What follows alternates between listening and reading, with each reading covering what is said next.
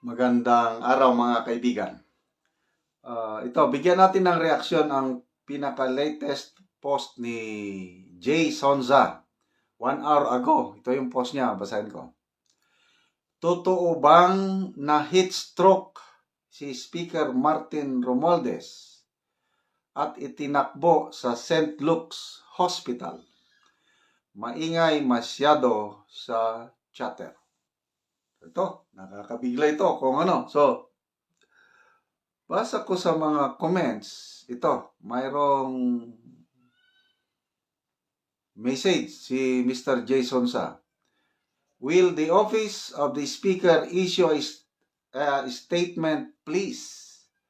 Kung hindi naman totoo, pakisabi po kung ano ang totoong physical or medical condition ng fourth highest official of the Republic.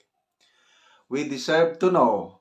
I am sure si Crisette Laureta Chu is also interested to know. Okay, so may mga reply. Deserve to know din po. Yon. Kasi, Speaker of the House siya. Fourth highest official. Everybody deserves to know. Agree ba kayo? So, ang daming ko dito. Sabi po, baka maimpatyo, sobrang gutom, sobrang busog.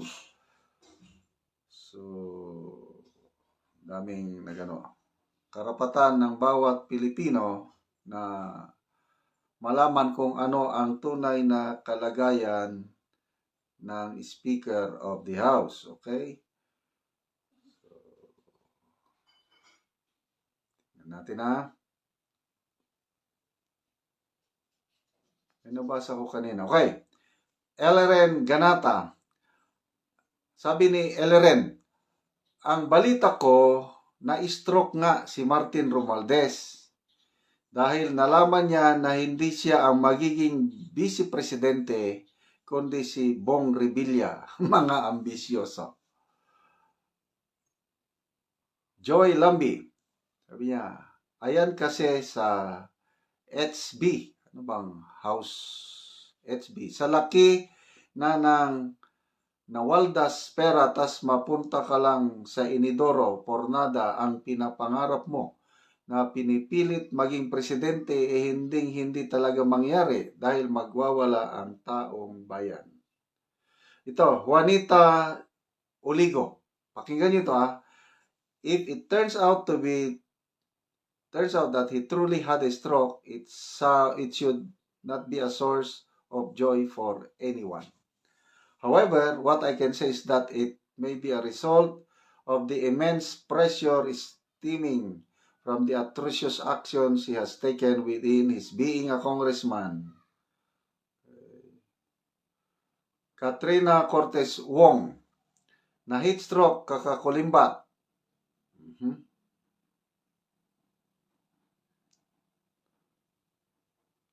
Virginia Homer, napakaaga at napakagandang aginaldo ngayong Pasko.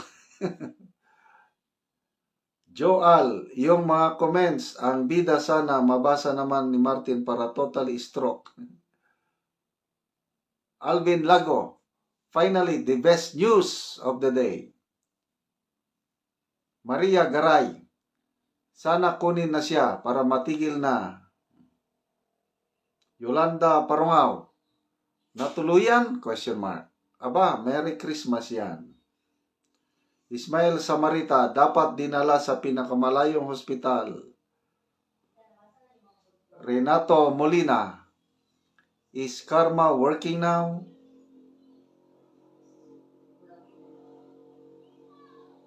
So, poros mga negative comments ang nababasa ko dito. Hindi ko na lang basahin. Bong Anserio Abdian, kung totoo, good news po yan, idol.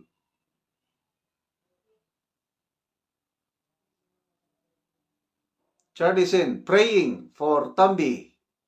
Speedy RIP. Ano naman to?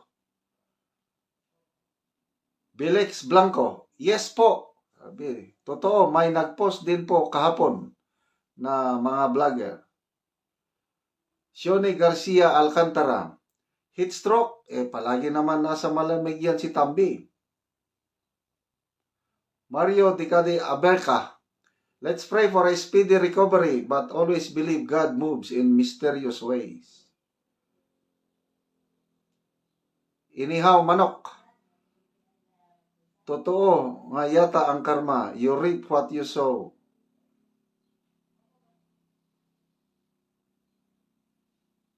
Okay, wala man lang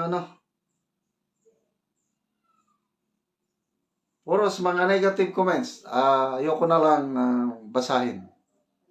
So, ito si Mr. Jason Sa, siya na namang nag-post noon yung Code Blue. Yung nangyari sa palasyo, may nagsigawan, nagsuntukan, mamaya in-airlift. Ang dalawa, dinala sa St. Luke Hospital, si Mr. Jason Sa ang unang nagpaputok nun. When was that? Mga September ata, yung nag-Code Blue. So ito, maraming sources itong si Mr. Jason Sa. Anyway, hindi naman siya sigurado. Klaruhin natin ha. Kaya ulitin ko yung kanyang post. Totoo bang na heat stroke si Speaker Martin Romualdez at itinakbo sa St. Luke's Hospital? Masyadong maingay ang chatter. Tapos sa comments in-highlight niya, will the office of the speaker issue a statement please? Kung hindi naman totoo, pakisabi po kung ano ang totoong physical o medical condition ng fourth highest official of the Republic. So, speaking of heat stroke, hindi naman summer ngayon. At saka hindi naman El Nino. Nung kasagsagan ng El Nino, yun ang delikadong stroke. Ngayon, palagay ko, ito? Saka nasa air-conditioned lugar naman siya palagi. Paano siya ma-heat stroke? Palagay ko, hindi ko nito. Hindi. Kung dinala man siya sa hospital, baka hindi heat stroke. Imposible. Malayo na, excuse me. Malayo na ma-heat stroke si Speaker Martin Romualdez. Sana hindi totoo. Hindi naman tayo sa kapahamakan ng ating kapwa-tao. Sana hindi totoo. Marami ring nagmamahal sa kanya. May pamilya siya. Mahal siya ng taga Tacloban, taga Leyte. Tama ba? Mga Letenyo. Mahal nyo si Speaker Martin Romualdez. Magiging future Prime Minister or future President? Dapat, mga taga Leyte, alagaan nyo ng gusto si Speaker Martin Romualdez kasi siya ata ang hinahanda na 2028. Sa tingin nyo? May pag-asa si Speaker Martin Romualdez na manalo sa 2028? Or may pag-asa ba na maging Prime Minister siya? I-comment nyo ko,